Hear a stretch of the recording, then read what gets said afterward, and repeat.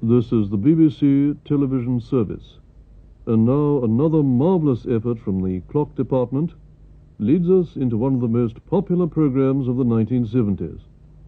As they used to say, let's go nationwide.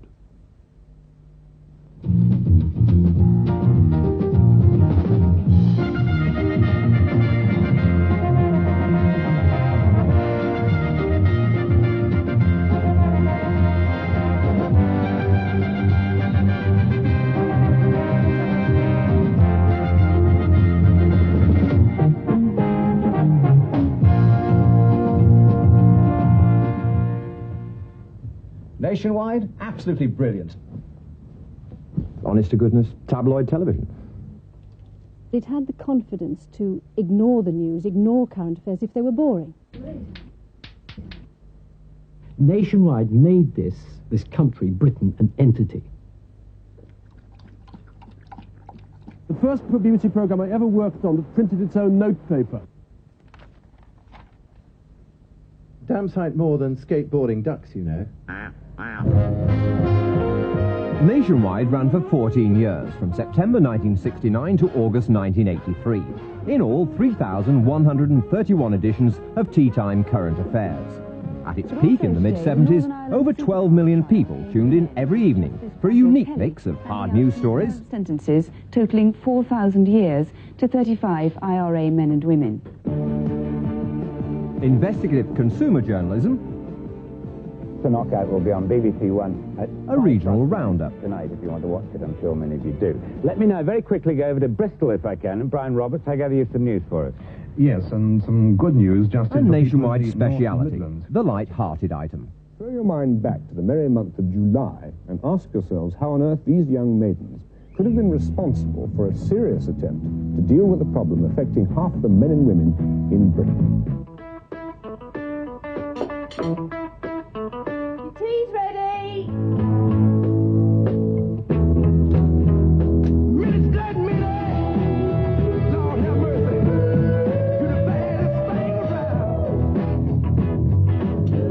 Mom, can you bring tomato sauce, please? Get it yourself, you lazy so-and-so.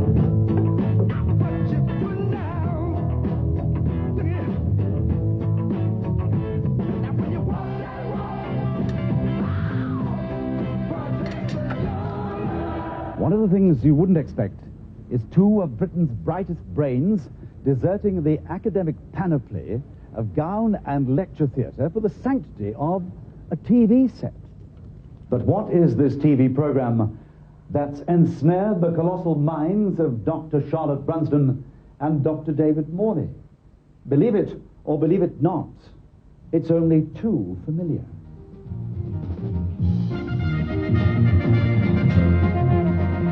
It was a period when the real research on television current affairs was all on hard news stories. And one of the reasons that Nationwide was interesting is precisely because it didn't seem very interesting. It's precisely because it seemed to be about nothing. Mrs. Glynn, when you bought this Puerto Rican packet, did you seriously think that you were buying instant sea pets? It was, as I understand it, the most popular current affairs programme among all respondents in the BBC's own audience research. It was clearly a very important programme. And yet it seemed to be dealing with trivia. Michael, do you always sing while you're working? Fundamentally, there was a tremendous loyalty to the regional programmes. People all over the country were switching on to Look North, to Points West, to Scene Around 6, all those programmes. And then they were going away. And so we decided to try to latch on to that regional loyalty and developed the Nationwide style and theme as a consequence. Friends, Romans, countrymen, lend me your ears. I come to bury Caesar, not to praise him. When the poor have cried, Caesar hath wept. Ambition should be made of sterner stuff. Yet Brutus says he was ambitious, and Brutus is an honourable man. You all did see that on the Lupercal, I thrice presented him with a kingly crown. Okay? Once Nationwide began to build a decent audience at tea time, and that put the spine on the whole of the BBC One audience right through the rest of the evening, it was virtually immovable.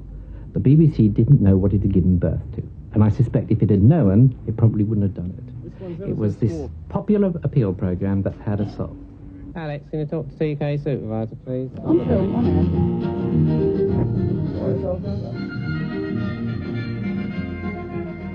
Nationwide was very plain speaking, and I think that what it encouraged in its viewing audience was a trust.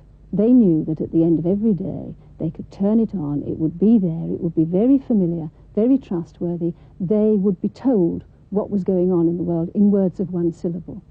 One of the things Nationwide represents is an attempt by the BBC to make ordinary television, popular television, but television which also involves people. So it's going to be news that isn't about other people, but in some curious way about the audience themselves.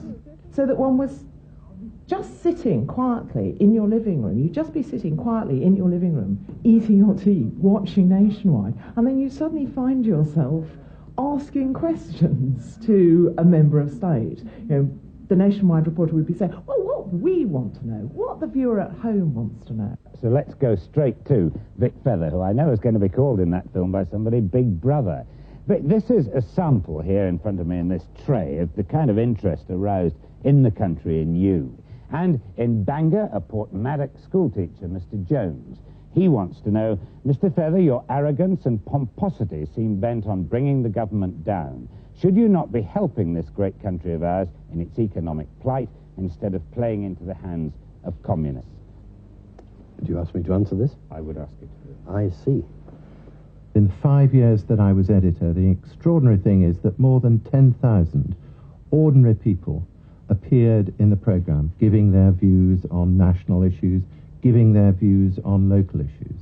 I'd like to ask Pam Bedard in Manchester, if she can hear us, to put her question to Vic Feather. I'd like to ask why I should join the union.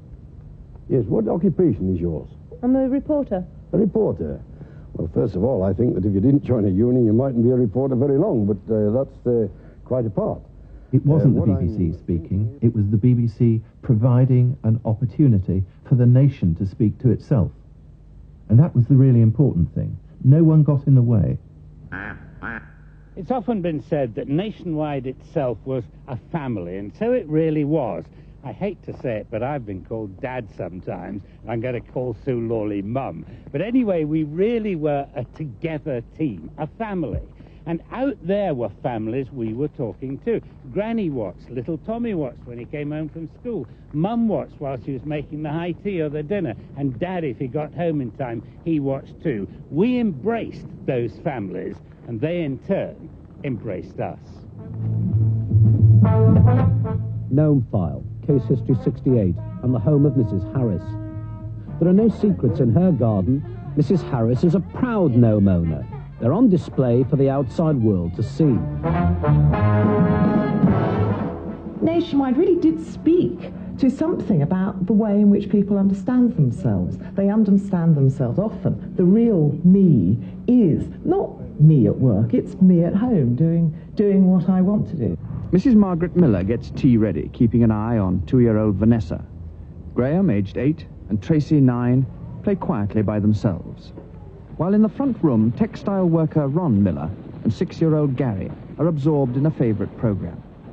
They watch on even though they know there's a snag. The wrong side's going to win again. Indians biting the dust. That's why Saturday mornings at Bankfield Terrace are different. Like the Seminole, Navajo, Kickapoo, like those Indians, I'm an Indian too. It's like all these attempts to try and have good news programmes. It's so unnewsworthy that the logic of it is that they're pushed towards the eccentric and the quirky.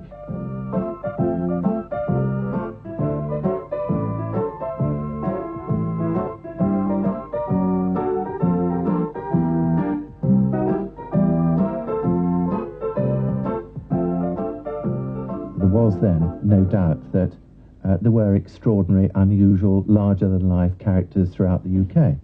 and in the course of the history of Nationwide, a great many of them, if not all of them, appeared on the programme. I think Nationwide was really a pioneer in kind of Britain as a theme park, and a certain kind of heritage idea of what Britain was. Frank, it's Dave Rowley on 3360. There's Sark.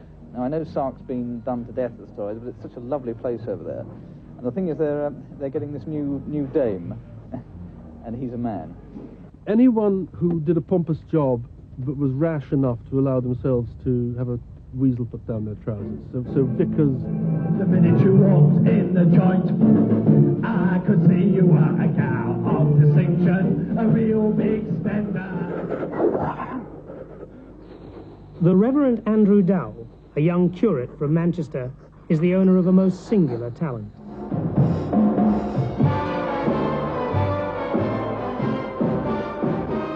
People who prided themselves in the number of raw eggs they could swallow.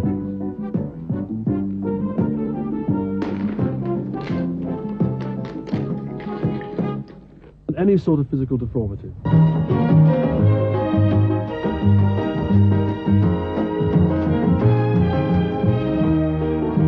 And brave troopers as well. Oh!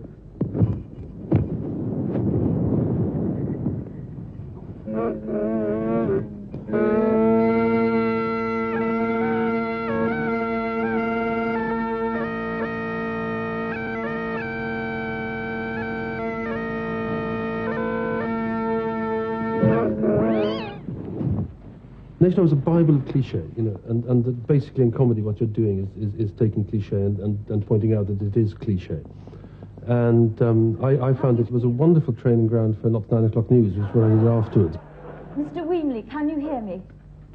Well, that's all we have time for now, because now we can go to Bristol for news of an earlier story. I believe that there in Bristol you have news of a duck that does nothing. No, we've got a pheasant that roller skates and a man who sits in trees and shits on passers-by. I always wanted to bring out a range of cuddly toys, which were based on, you know, like the Cabbage Patch toys. And you had the Bob Wellings, and you had the Michael Barrett, and you had the Sue Lawlin. You could get a complete set. I always pictured people putting them on their pillows when they went down to, you know, if you went into people's bedrooms, there'd be 6 Nationwide reporters all nice and soft and cuddly on the top. You weren't worth your salt if you're a Nationwide reporter, and there was a funny place to do a piece to camera, and you didn't do it there, so it was top of Tower Bridge, hanging off a bus. Or, of course, in a jacuzzi. Keep young and beautiful. It's your duty to be beautiful. Keep young and beautiful if you want to be loved. You could go from doing a story about a savings bank going broke, serious story, threatening a lot of people and the bank, to jumping in a river to demonstrate that where this river met the sea there was a dangerous rip and that it was dangerous to children in summertime and to bathers. So the way you demonstrated that was on the principle of don't tell me, show me. Reporter jumps into the river, swims as hard as he can against the tide, and is seen to be going backwards. Those are the days. But of course, nobody would ask you to do a thing like that these days. There's a phrase in comedy which is pull back to reveal no trousers. And which is, you know, that you start the camera tight on someone's face and then you pull back to reveal the fact that they're standing naked in a bath of yogurt. And that was constantly used the whole time, and you knew it was coming. As a Nationwide reporter, you had to be able to tackle anything from interviewing, say, Edward Heath, to some extraordinary animal. Hey, are you the only... Hey, are you the only trained piglet in the world? Oh, you are. Daft, really, and of course there's no program nowadays where that kind of thing could happen. I wonder if I could have your views on Tibet and the chances of its independence. We always had animals on because the editors believed in what they called the ah factor. Ah, what a lovely dog. Ah, what a lovely baby. Ah, what a lovely this. Grandfather, you be a good girl. Oh, little limpy foot. Little limpy foot. Don't be too long about it. She does attempt to mate with me, and does actually have an animal orgasm, if that means anything to you. Does it? Yeah, it does, except I don't know how you would detect it in a duck. Oh, wouldn't you? No. Well, I can't explain that.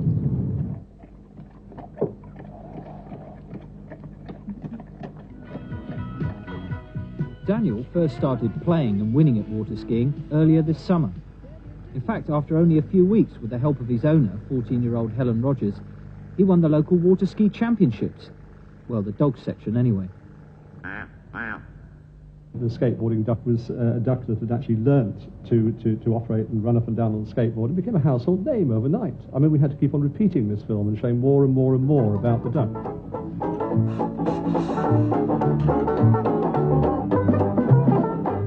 It was very funny to watch, and the duck actually was very clever. It became quite proficient, and it could actually turn the skateboard around.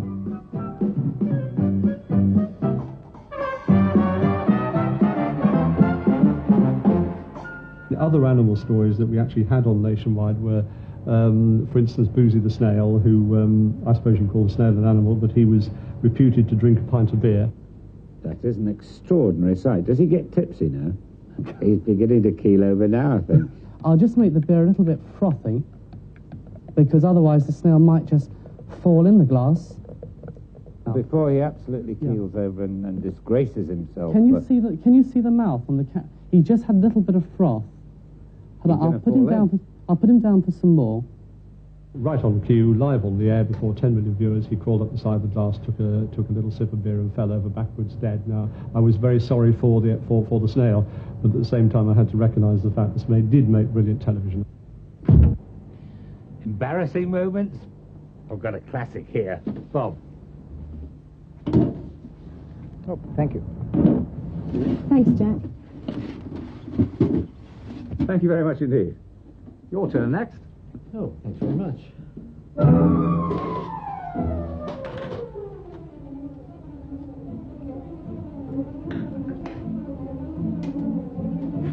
Now here we have a lady who is a High Court judge.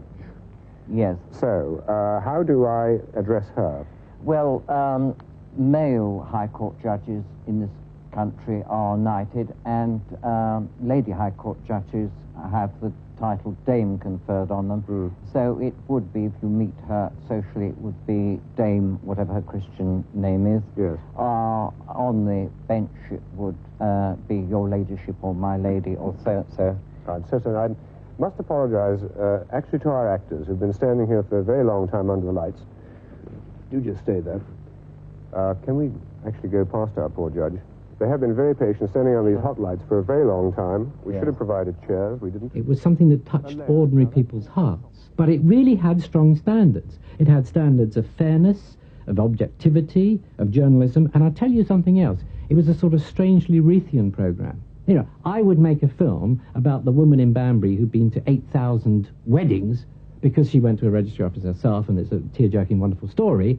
And it would be followed by a 15-minute analysis that was done well directed about, you know, the problem of the dirty protest in Northern Ireland. Now, that's Reith. If you think someone came down and just watched Nationwide and tried to get a picture of Britain in the 70s from watching Nationwide, they'd have this picture of this country which was populated entirely by mad vicars who liked railway trains, and people who dressed up in frocks, men who dressed up in frocks who go in front of cameras, and people who grew very large vegetables and skateboarded on top of nuns. And if you walk out the door afterwards, you wouldn't recognise the country at all. It's a complete fantasy. But it's a sort of conspiracy between everyone to believe that this is the truth about it. Here we go. Another epic is launched. Over to you, Chris. And I'm sure there's plenty of a cream from the West Country also. Hurry up, Frank. You're going to be late. Coming, darling. Beep-bop-a-lula, she's my baby. Okay, everyone, have a nice time. Bye, darling. Don't keep those kids out too late. We've got school in the morning. Bye. Fine to remind Stuart Hall and Mike Neville about the time we got past 3,000. Don't lose this one, Mike. Good luck, everybody. What's in the momentum? Thank you very much indeed. What a prince you are. And thank you very much for the cake. So from all of us, thank you and goodbye.